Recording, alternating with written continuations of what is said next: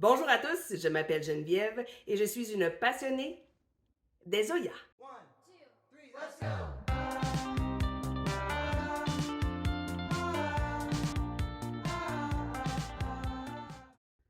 L'Oya gagne en popularité depuis l'arrivée de la pandémie et quand on la regarde, on peut comprendre pourquoi.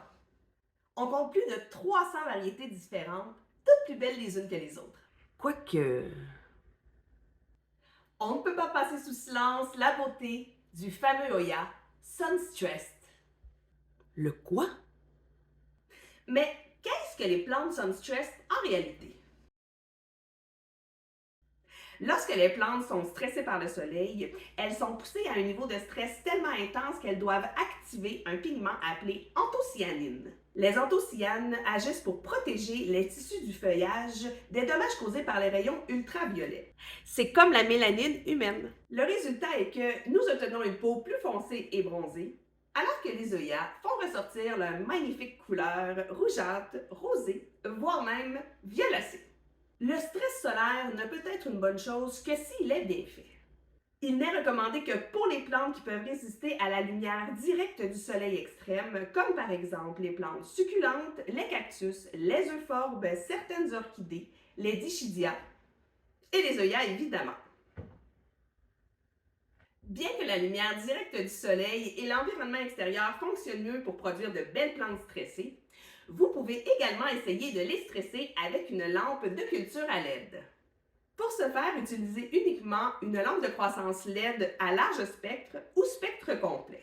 La lumière bleue favorise la production d'anthocyanes, mais les plantes ont également besoin de couleurs claires pour développer certaines couleurs de stress.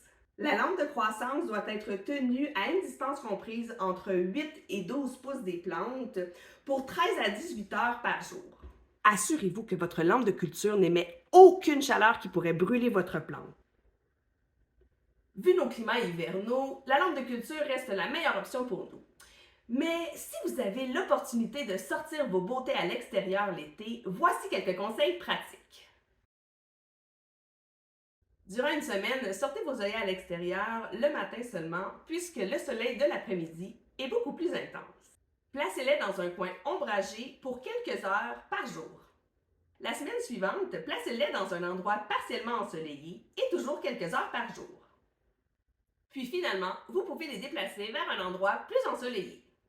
Évitez à tout prix les températures extrêmes, soit plus de 30 degrés Celsius ou moins de 7 degrés Celsius. Tout au long du processus, vous devez surveiller attentivement vos plantes pour détecter tout signe de coup de soleil ou de stress excessif. Déplacez immédiatement votre plante à l'intérieur ou dans un coin ombragé si les feuilles ont des taches de brûlure foncées ou que la plante semble en mauvais état. Les plantes trop stressées ont des feuilles tachetées, assombries, ridées ou même séchées. Comme ça, genre. Il est à noter que le processus de stress solaire implique généralement une réduction des niveaux de température et d'humidité, ainsi qu'un programme d'arrosage moins fréquent. À surveiller.